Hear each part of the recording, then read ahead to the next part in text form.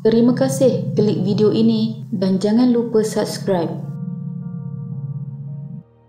Pada 3 Disember 2012, jam lebih kurang 4.35 petang, seorang anggota polis yang sedang bertugas di Balai Polis Genting Highlands telah menerima satu panggilan telefon daripada seorang lelaki India yang memberitahu bahawa terdapat seorang perempuan warga negara Cina di luar bilik nombor 5646 First World Hotel Genting Highlands dalam keadaan kesakitan dan di lehernya terdapat kesan kelar. Berdasarkan maklumat tersebut, anggota polis itu telah membuat laporan maklumat pertama dan seterusnya memaklumkan maklumat tersebut kepada seorang inspektor pegawai penyiasat kes. Pada jam 6.45 petang, selepas dimaklumkan laporan tersebut, pegawai penyiasat itu bersama jurugambar polis telah pergi ke tempat kejadian. Mereka mendapati banyak darah di bilik nombor 5646 First World Hotel Genting Highlands. Mangsa tiada di bilik tersebut ketika mereka tiba di lokasi kejadian kerana telah dibawa ke Hospital Besar Kuala Lumpur. Mereka mula melakukan siasatan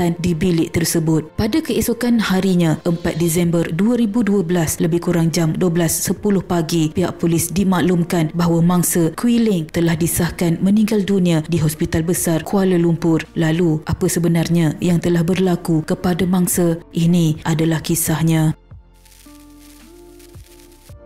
Pada 4 Disember 2012, lebih kurang jam 6.30 pagi, satu pasukan forensik PDRM telah pergi ke tempat kejadian. Di dalam bilik tersebut, mereka menemui sehelai kain tuala berwarna putih, satu sarung pisau celoreng, satu beg hitam yang mempunyai kesan darah. Penyalia CCTV hotel yang bertugas dari jam 2 petang hingga 11 malam pada 3 Disember 2012 telah diberitahu tentang kejadian, kemudian membuat semakan rakaman CCTV bagi tempoh petang hari kejadian. Rakaman CCTV melihatkan imej seorang lelaki dengan membawa satu beg berwarna merah dan memakai kain penutup mulut keluar dari arah bilik 5646 dalam keadaan tergesa-gesa turun dari tingkat 5 hotel menuju ke arah terminal bas pada petang kejadian. Rakaman itu telah diserahkan kepada pegawai penyiasat. Hasil siasatan awal pihak polis juga mendapati seorang ejen pelacuran mengatakan bahawa dia ada menerima satu panggilan telefon daripada seorang lelaki pada petang 3 Disember 2012.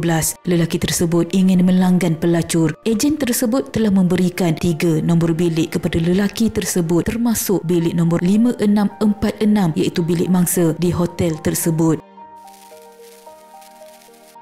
Pada 9 Disember 2012, 6 hari selepas kejadian, pegawai polis telah membuat tangkapan ke atas suspek yang sedang berada di dalam sebuah kenderaan di kilometer 10 Jambatan Pertama Jalan Paluh, Keluang, Johor dan merampas sebuah beg galas berwarna hitam bertulis Potter yang sedang digalas oleh suspek mengandungi beberapa barangan di dalamnya. Suspek Eng Kian Seng baru berusia 16 tahun ketika kejadian. Polis kemudian pergi menyerbu sebuah rumah di mana ada kaitan dengan kes tikaman tersebut dengan maklumat yang diberikan oleh suspek. Beberapa barang yang dipercayai mempunyai kaitan dengan kejadian bunuh tersebut telah ditemui. Sepasang kasut, penutup mulut dan tiket bas berjaya dirampas. Suspek kemudian dibawa ke balai polis untuk disoal siasat oleh polis. Semasa soal siasat, suspek telah memberitahu polis yang dia boleh menunjukkan pisau yang digunakan dalam kejadian dan baju yang disimpan di rumah serta pisau itu disimpan di dalam almari bersama baju. Polis kemudian berjaya menemui pisau di sebuah rumah di Keluang, Johor. Pisau yang dijumpai ini mempunyai kebarangkalian yang tinggi digunakan suspek ketika menikam mangsa. Suspek dan barangan rampasan kemudiannya telah dibawa balik ke IPD Bentong.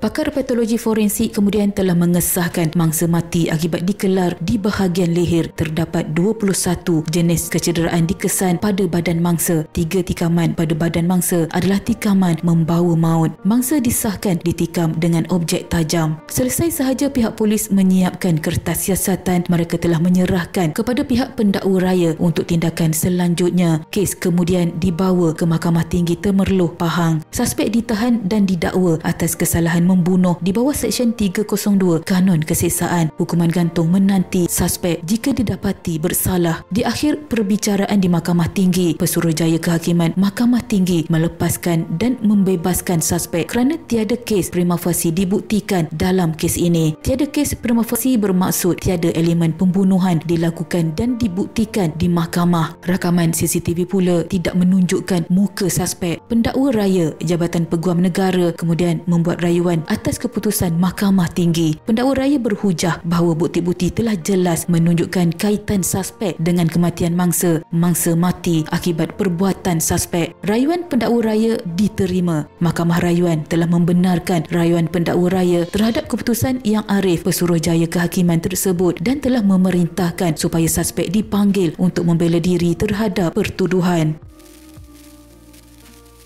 Selesai perbicaraan, suspek didapati bersalah atas kesalahan membunuh. Kesemua elemen pembunuhan telah dapat dibuktikan tanpa sebarang keraguan yang munasabah. Panel Hakim Mahkamah Rayuan pada Oktober 2018 memutuskan suspek bersalah atas kesalahan membunuh mangsa. Bukti jelas mengaitkan suspek dalam kes ini. Pegawai sains mengesahkan ada DNA suspek pada beg yang dijumpai di dalam bilik mangsa. Pisau yang dijumpai berpadanan dengan sarung pisau yang dijumpai dalam bilik hotel.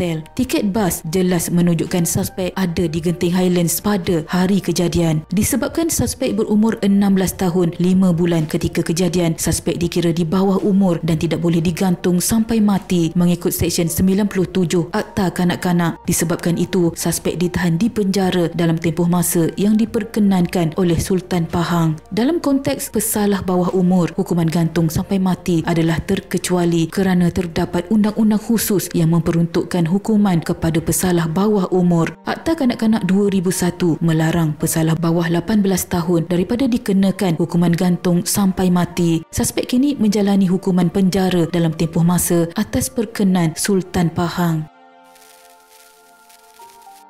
Sehingga ke Mahkamah Rayuan, suspek tidak mengaku telah membunuh mangsa. Suspek mengaku pada hari kejadian dia telah pergi ke Hotel First World tetapi menafikan ada pergi ke bilik mangsa bagi mendapatkan layanan seks. Berdasarkan rakaman CCTV, biarpun tidak menunjukkan muka suspek secara jelas tetapi imej lelaki yang keluar daripada bilik mangsa iaitu di tempat mangsa terjatuh dan kemudian tergesa-gesa dengan berpakaian cerah, membawa beg sandang merah dan mengenakan penutup muka dengan kasut tapaknya berwarna putih yang kemudian telah diterima sebagai keterangan bahawa orang itu adalah suspek. Oleh itu, selain secara terang suspek berada di lokasi kejadian pada waktu mangsa dibunuh tetapi tiada pengakuan dari suspek, maka motif dari kejadian ini tidak dapat dipastikan. Walaupun begitu, perbuatan suspek telah dibuktikan dan telah pun dijatuhi hukuman. Belum pun mengambil peperiksaan SPM, suspek telah mampu menamatkan riwayat seseorang. Entah apa yang difikirkannya sewaktu melakukan perbuatan kejamnya itu. Sekian.